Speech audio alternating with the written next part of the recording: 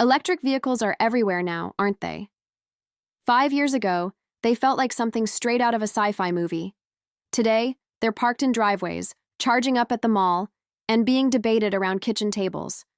But here's the big question on most people's minds in 2026.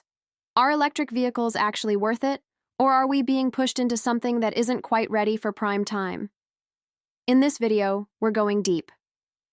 We'll break down the real rise of electric vehicles, what's driving this massive shift, what's still holding people back, and what you truly need to know before even considering an EV. Whether you're just curious, a total skeptic, or you're already planning your next car purchase, this video is for you. So why are electric vehicles suddenly taking over? It really didn't happen overnight. It was more like a perfect storm of several powerful forces coming together all at once. First, governments across North America and Europe got serious about emissions. They introduced much stricter rules, and automakers had no choice but to adapt or get left behind.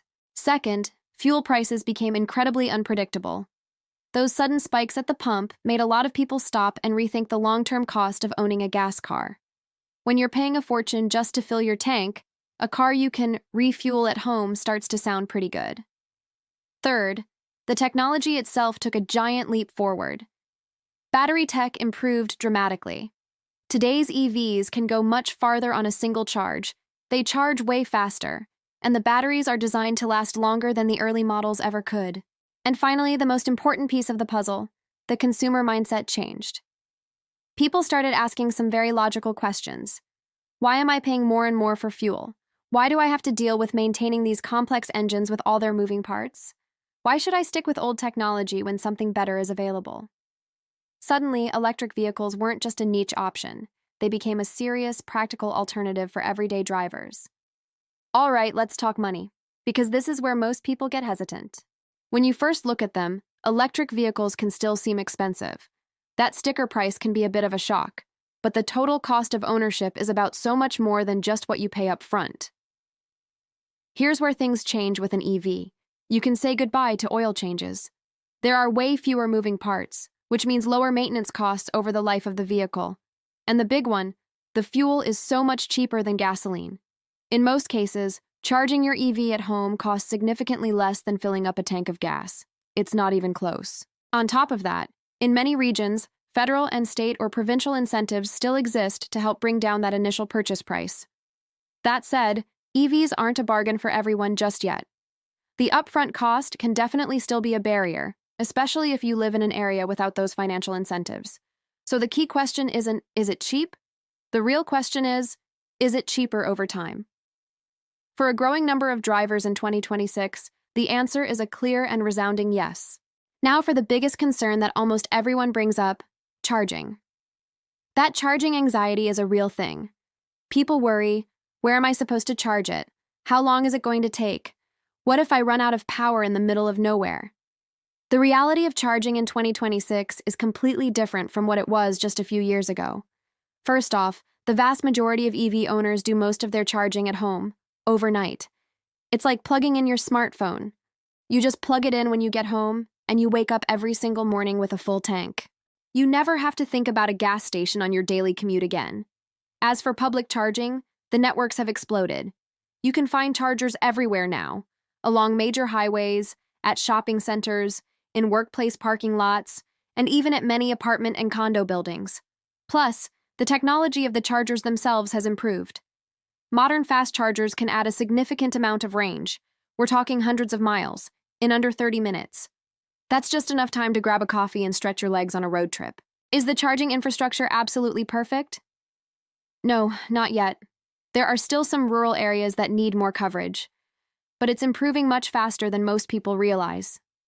For the average person's daily driving needs, range anxiety is becoming less of a real-world problem and more of a mental hurdle we just need to get over.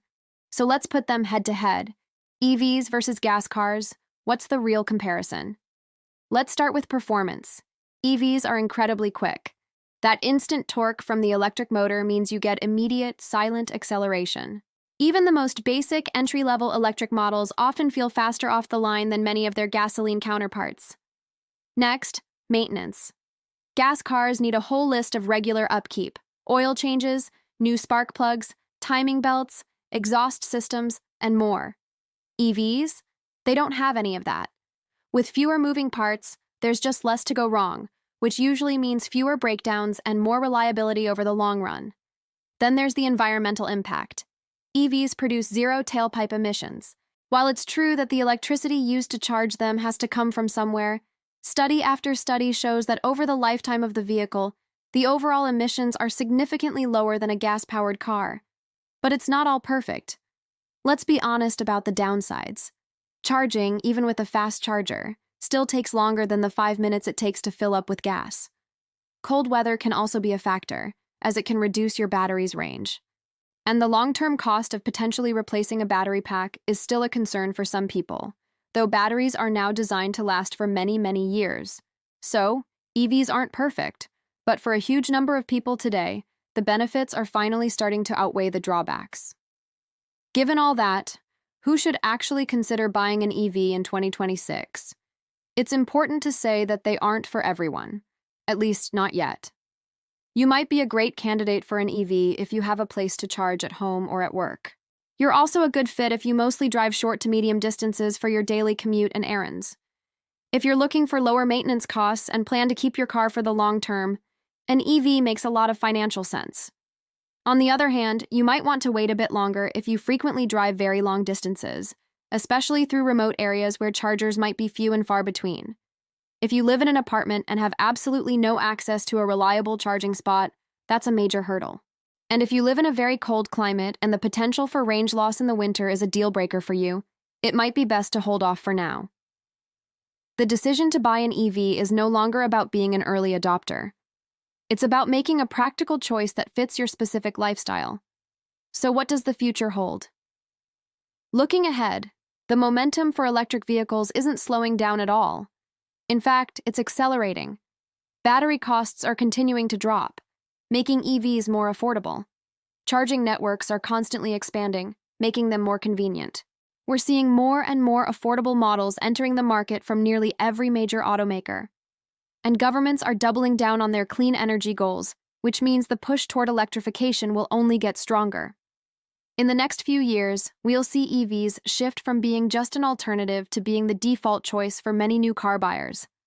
Gas cars won't disappear overnight, of course, but their century-long dominance of the road is clearly fading into the rearview mirror. So now I want to hear from you. After all this, would you consider buying an electric vehicle in 2026, or are you still not convinced? What's your single biggest concern? Is it the price, the charging, the range, or something else entirely? Drop your thoughts in the comments below. I'd love to read them. If you found this video helpful, please give it a thumbs up and subscribe to the channel for more content just like this. And don't forget to share it with your family and friends who might be thinking about their next car. Thanks for watching, and I'll see you in the next one.